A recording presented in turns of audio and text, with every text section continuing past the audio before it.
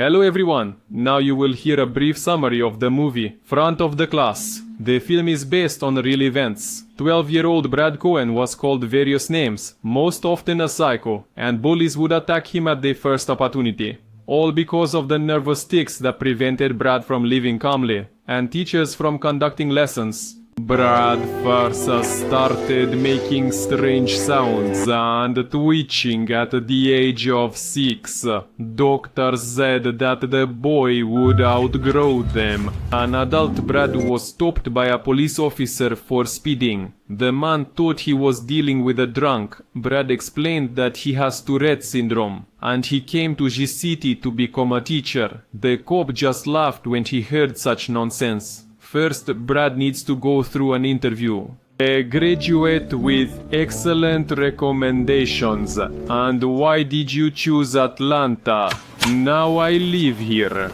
Brad convinces the woman that Tourette syndrome will not hinder him from teaching. If everything is explained to the children, they will understand what it is and stop paying attention to his tics. They believed in Brad. Now he needs to talk with school principals. His roommate Ron told the guy that his father called. Dad was always sure that the boy could stop twitching at any moment. He believed it could all be solved with self-control. The kid just lacks discipline. Together with their younger brother Jeff, they helped their mom in her little shop. A friend suggested Ellen to call a sorcerer for her son to exorcise the demon. In response, the friend was sent away. After talking with Brad, the psychologist concluded that his nervous tics were caused by his parents' divorce. Meanwhile, the boy is trying to please both his mother and father. For example, he started playing baseball for his dad. However, this did not save Brad from his father's irritation and anger. In the car, Norman told his sons that from now on they would have 2 moms, but he was interrupted by his son from telling about his new woman. No matter how much the boy tried to convince his dad that he was unable to control himself, his father did not believe him. The same applied to the teachers. Mrs. Wilkins called Brad the board and called him a clown. Allegedly, the bully was distracting the children, and he had to apologize to his classmates. As soon as the boy sat down, he involuntarily quacked again. The tearful child was taken to the principal, and his mother was called to the school, but the woman is not going to listen to an idiot who thinks her son is just rebelling. Ellen decided to try finding answers at the library. Brad had to stay outside. He would have been kicked out anyway. The woman began studying medical literature on her own. In the end, my father believed me, but he never truly believed in me.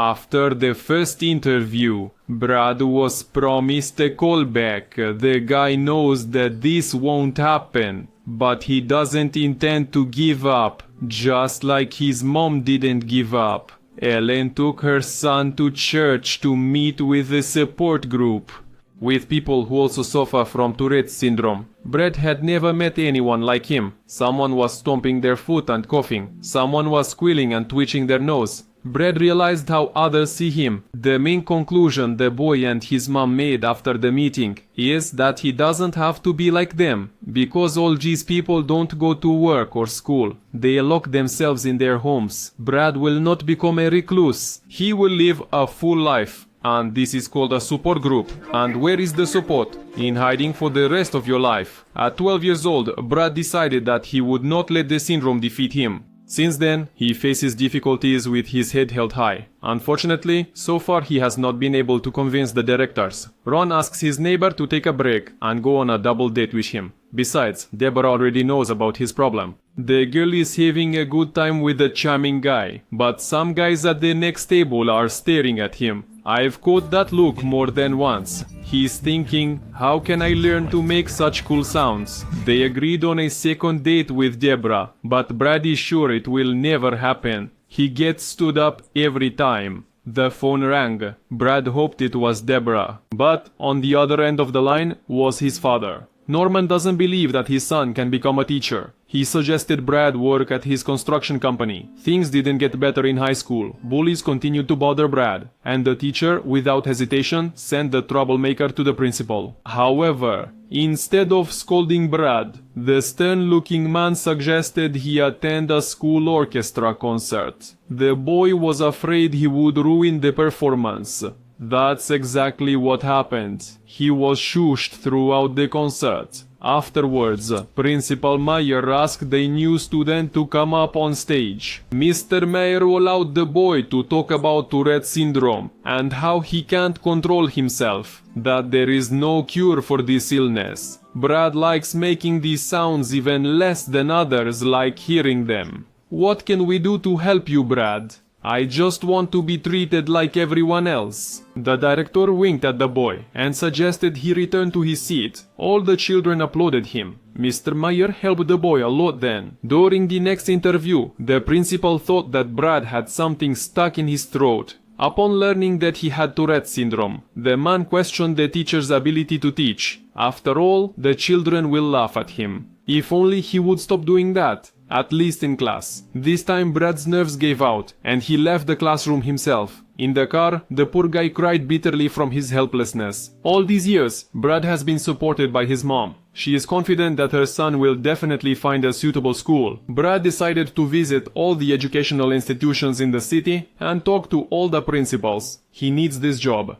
But for now, to avoid starving, Brad will have to work for his father. His stepmother Diana has tried to get closer to him since childhood, and now she has come to support the boy. The woman is sure that Brad has a gift for teaching, and not in spite of Tourette syndrome, but because of it. Finally, Brad received a call back. Mistaken for a dog at first, the teachers invited him for an interview at the school. The young man was received very warmly. Brad said that it was his teachers who inspired him to become the kind of teacher they never were. Which will help a child, even if they are not like everyone else. They talked for a whole 2 hours. Brad would really like to work at this school. He received another call. The young specialist met with other teachers. Of course, there were some who did not believe in Brad's ability to teach. He had to wait again while the principal talked to other candidates. Brad is going crazy from the long wait. He snaps at both his father and his neighbor. Brad's younger brother Jeff came over. He invited him to play golf. Outside noises are bothering the other players. An administrator approached the brothers and asked Brad to leave the course, but the players stood up for him. However, the administrator threatened to call security, and the brothers still had to leave. Jeff temporarily distracted Brad from his worries.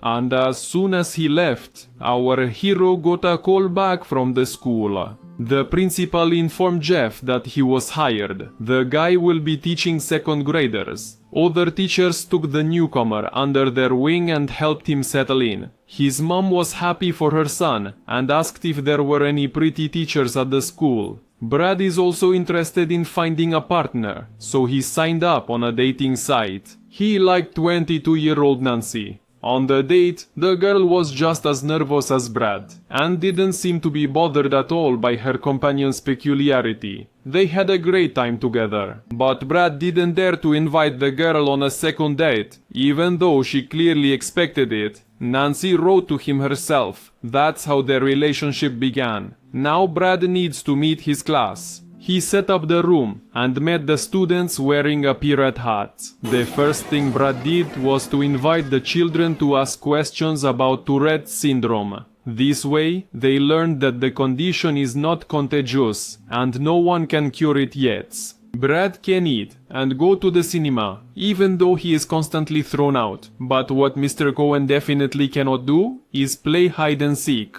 The troublesome Thomas called the teacher crazy, and during recess, he picked on a classmate with glasses. A colleague advised sending this problematic student to a special class, since he has attention deficit disorder and anxiety. But Brad is confident he can handle the bully himself. When the guy was not studying, he spent time with Nancy. Yes, he has Tourette syndrome, but according to the girl, he is not selfish, is smart, and can make her laugh. Brad found out from little Amanda that her father is planning to transfer her to another class. The man decides that he does not want to transfer her to another class, that such a teacher would distract her from concentrating in class. But Mr. Cohen's lessons are so interesting that the girl now peeks into the old classroom through the door. Brad even managed to find an approach to the bully Thomas. The teacher found out that his favorite has leukemia. The little girl is currently undergoing chemotherapy. Brad is going to get a master's degree. During his test, he was supposed to be given a separate room, but he was not provided with special accommodations. Brad refused to take the exam with everyone else because no one would be able to concentrate. His father came to the rescue and threatened the administration with a lawsuit. Brad finally got a separate room. Unfortunately, the syndrome affects not only those around him, but also Brad himself. Because of this, he didn't finish the test on time. Amanda keeps running away from her class and trying to sneak into the young teacher's class.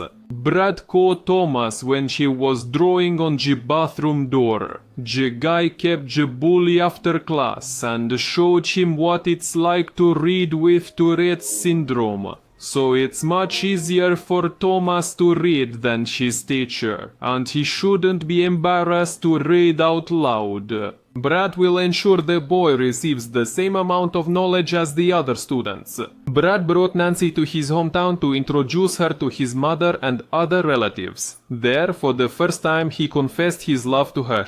But the guy worries that one day Nancy will be bothered by his tics and she will want to leave him. One day little Heather could no longer come to school. All the children wanted to cheer her up and wrote letters to their classmate. A few weeks later, the girl passed away. Classmates and their parents came to the church for the service to say goodbye to Heather. Only Brad stayed outside to avoid disrupting the service with his tics. But Heather's mom asked him to come inside. The girl's favorite teacher sat next to her parents. One day, a friend of Brad's, the truck driver Maxim, drove up to the school. The kids had heard about her and ran outside to climb onto the truck. Meanwhile, the inspector evaluating the young teacher was making notes in his records with a dissatisfied look. Brad's contract was only for 1 year, and he fears that he might not be invited back for the next school year.